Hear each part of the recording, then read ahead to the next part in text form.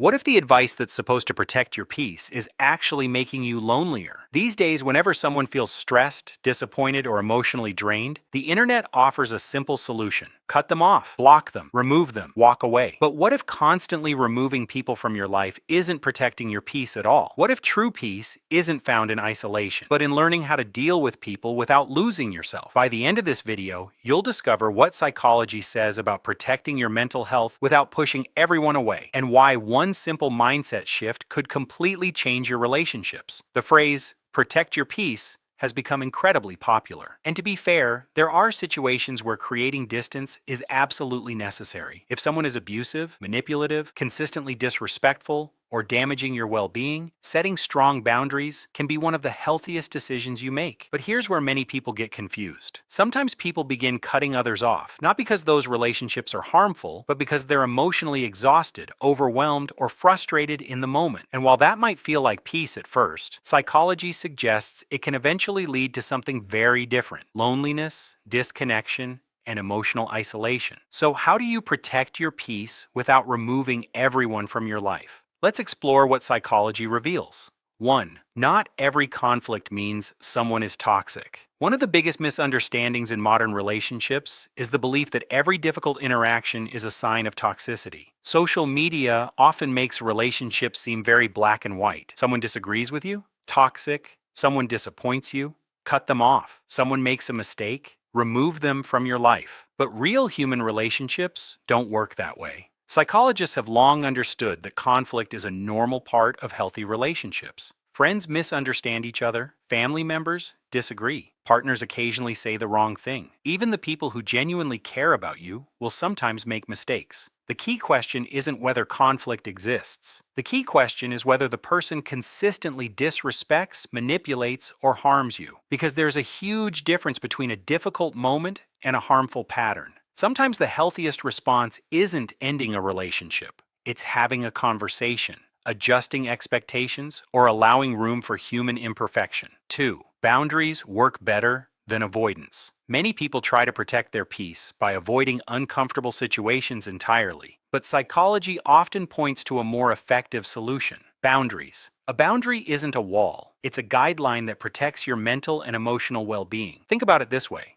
Avoidance says, I'm disappearing. A boundary says I'm staying, but under healthier conditions. For example, you don't have to answer messages the moment they arrive. You don't have to participate in conversations that always turn into arguments. You don't have to explain every personal detail of your life to everyone you know. Healthy boundaries allow you to remain connected while protecting your emotional space. And unlike avoidance, boundaries don't require you to sacrifice important relationships. 3. You are not responsible for everyone's emotions. Have you ever felt emotionally drained after spending time with certain people? You listen to their problems, you try to help, you offer advice, you support them again and again, and somehow you leave feeling exhausted. Psychologists often refer to this as emotional overload. It happens when we start carrying emotional responsibilities that don't belong to us. Caring about people is healthy, but feeling responsible for everyone's happiness is not. Many people destroy their own peace because they believe they must always be available. Always answer, always help, always fix.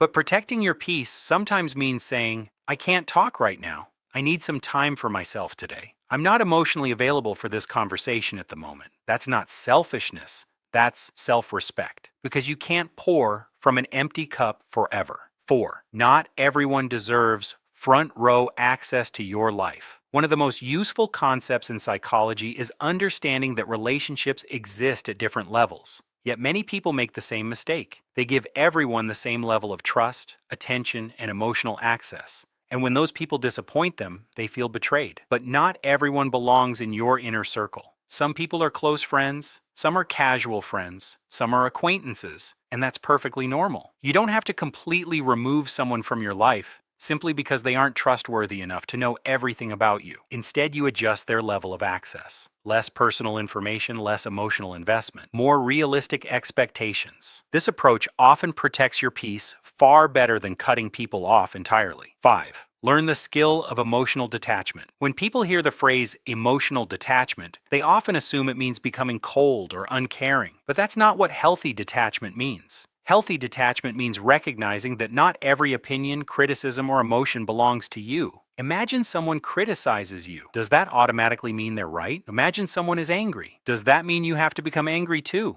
Not at all. Emotionally strong people develop the ability to observe situations without absorbing them. They listen without immediately reacting. They experience stress without becoming consumed by it. They understand a powerful truth. Just because something happens around you doesn't mean it has to happen inside you. And that mindset can dramatically increase your sense of peace. 6. Stop trying to control other people. One of the fastest ways to lose your peace is trying to control things you cannot control, especially people. We want others to understand us. We want them to change. We want them to behave differently. We want them to meet our expectations. But psychology repeatedly shows that meaningful change only happens when people choose it for themselves. No amount of pressure can force lasting change. The more you try to control others, the more frustrated you'll become. True peace begins when you accept a simple reality. You cannot control other people's behavior. You can only control your response to it. And that realization is incredibly freeing. Powerful conclusion. Protecting your peace doesn't always mean cutting people off. Sometimes it means having difficult conversations.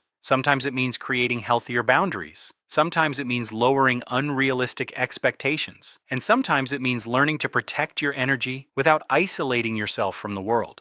Because real peace isn't found by removing everyone from your life. Real peace comes from learning how to stay calm, balanced, and emotionally strong while maintaining the relationships that truly matter. So the next time you're tempted to cut someone off, ask yourself, do I need distance from this person or do I simply need a better boundary? That single question could change the way you protect your peace forever.